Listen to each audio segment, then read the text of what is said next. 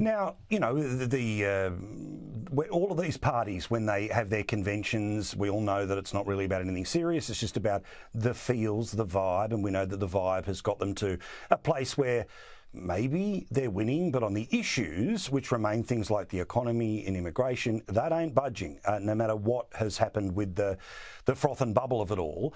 And she made a massive strategic mistake on Friday when she came out with what was allegedly economic policy.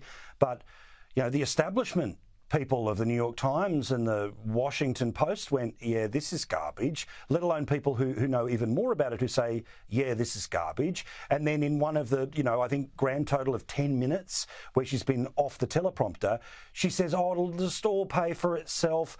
I reckon that if people were sitting and waiting for the wobble of has she changed from what she was, we have seen no. And in the period of time after the advertorial to the debate, she's in a world of trouble when it's talking about the number one issue. The economy, right. She got panned from the left and the right on what was universally decried as gimmicks, a gimmicky speech on Friday about how she, with the hand of the federal government, is going to single-handedly change prices at the grocery store. Meanwhile, the grocers generally have a 1% profit margin. How is she going to stop them from their price gouging, make them operate at a loss? That's not what's going to happen. Her inflation is what's caused increased prices at the grocery store and the gas pump. And she's trying to dodge it by saying it's these evil corporate greedy people who are trying to exploit the poor working class. That's not what happened. They spent too much. The Fed printed too much money and they drove up, the cash influx in the economy, which leads to inflation. That's what we're dealing with over here. And she can blame it on the evil corporate greedy people all she wants, but there's only so much she could clip the wings of the grocers without making groceries disappear. So that's number one. Then she wants to offer everybody, first-time home buyers, a $25,000 mortgage down payment. Okay, we're already suffering from a housing shortage. And, I said this on my show yesterday, you give everybody who's buying a house for a first time $25,000 to buy a house, you know what's going to happen? Every seller is going to increase the price of the house by $25,000. That's how it's going to go. That's what happened on the college campuses. Every time they increase the amount of loans that you can borrow as a student, the tuition goes up by that exact amount. So none of this is going to work. And I think she knows that. But the Democrats have long run on, here's your free stuff. We're the party of free stuff, whether it was the Obama phone back in 2008, That's right. Obamacare, which is going to pay for medicine for everybody. And we're going to become more like Canada. To her now with these nonsense proposals that when, as you point out, she was pressed on how she's going to pay for, because we're already, $35 trillion in debt. Oof. She just said, you just wait to see the return on investment. You just wait until like your kids grow up and they're somehow more productive. So it's like, wow, we're really going to play the long game, because right now those same kids are saddled with this $35 trillion and no one knows how they're going to repay it. This is the bit where somebody is going to clip this on the internet. So I apologise, Megyn, that you're in the split screen here. It feels like the feels part of the campaign has begun to top out. And we know that that basically is bringing it back to a 50-50 race. Truth is, in 2020, where Biden ended up with more than 300 electoral votes, he was winning states by only tens of thousands of people, as Trump did in 2016. The reality of the American electorate is that it is very, very tight. Are you starting to get the same feeling that we're just, rather than the guaranteed win of Trump versus Biden, we're back to the traditional red versus blue, and it's a very tight line? I am. And I'm also seeing the cracks in each foundation. You're pointing out that she went off script a time or two and it was disastrous. She was terrible. But I don't think that the Democrats are going to be persuaded by one big fall. She's going to say one really stupid thing and they're going to turn on her, because they already would have turned on her. There's so many stupid things to choose from. If you were that kind of voter, you already would not be in Kamala's camp. But I do think, if you're talking about those critical swing state voters, the ones you just mentioned, the tens of thousands, net, if she keeps speaking, they're going to be reminded that she is not a smart person. I don't care. I'm not trying to be ad hominem. I don't believe she's smart at all. And in no way is she a deep thinker. This I know. And she does not have good solutions. She has no solutions. She truly doesn't.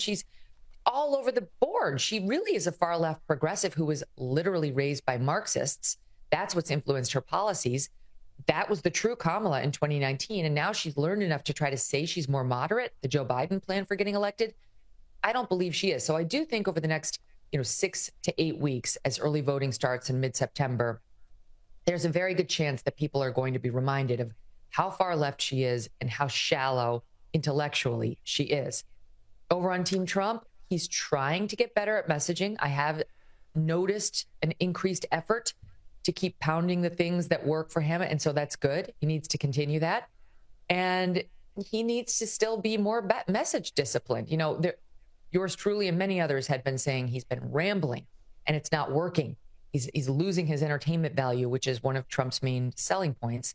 And so what does he do? He goes out on the campaign trail and says, some people say I ramble. I don't ramble. I have to go on for 2 hours because people wait in line for days to get to see me. With all due respect, this election is not about those people. Those people are going to vote for Trump no matter what. Message discipline is about reaching the critical swing state voters who will determine the next president. So I like these people who go to these rallies. I know a lot of these people, but these people cannot have their wishes and desires to see Trump perform sated at the expense of the White House. So Trump needs to realize that and get back on message discipline. They've each got, some real weaknesses is what I'm trying to say as candidates, never mind on policy. Now, also, we know that the world of advertising, all the digital people say don't spend your money on television. All the TV people say don't spend your money on digital. But of course, the reality is that this is your message that you want to put out there. What are you noticing in the feeds? Are you noticing lots and lots and lots of ads, or is all of these millions and millions of dollars literally being spent in 7 places? Or is there some sort of carpet bombing that the average American is getting? Because clearly that's how they're able to move things without the difficulty of the candidate either not being able to ad-lib or talking about how they're better looking than the other one. It's amazing. Her ads are everywhere. Good luck going on the internet without seeing a Kamala Harris ad. I mean, they're everywhere. Every single video I click on, there she is. For the first time, I saw one for Trump yesterday. The first time. I don't understand why that wouldn't be in my feed, but it hasn't been. And I have to be honest, it was also long and rambling. It was the weirdest ad. It was just like Trump extemporaneously speaking. It wasn't disciplined or focused. I was like, get to the point, rather than skipping it after 5 seconds, I actually was trying to listen to it. Like, what is he trying to say to me? And once again, I'm like, my mind is wandering. What am I going to make for dinner? That's not a good ad. So, yeah, I think she's blanketing the field because she had such a huge fundraising intake when she took over as the nominee. And Trump's got money, too, but I don't think they're spending it on YouTube ads to the extent she is, at least. Now, in the critical swing states, I'm sure they are carpet bombing. I mean, sure, if my mother-in-law lives in Pennsylvania and my husband's from Pennsylvania, you can't go 2 steps there without getting bombarded with another ad. We know from 2016, one of the ways that Trump won so unexpectedly in 2016 was he had this campaign guru who he had hired from Ivanka's staff. He had been helping her hawk her clothing line online. And they're like, who can do digital? Oh, that guy. Okay, bring him on.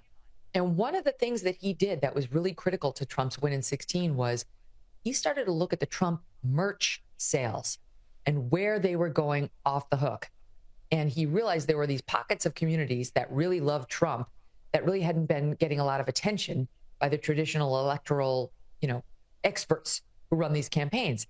And it turned out to be those forgotten voters, those people who never voted before, the working class who were like, screw the system. It hates both parties hate us. I don't vote.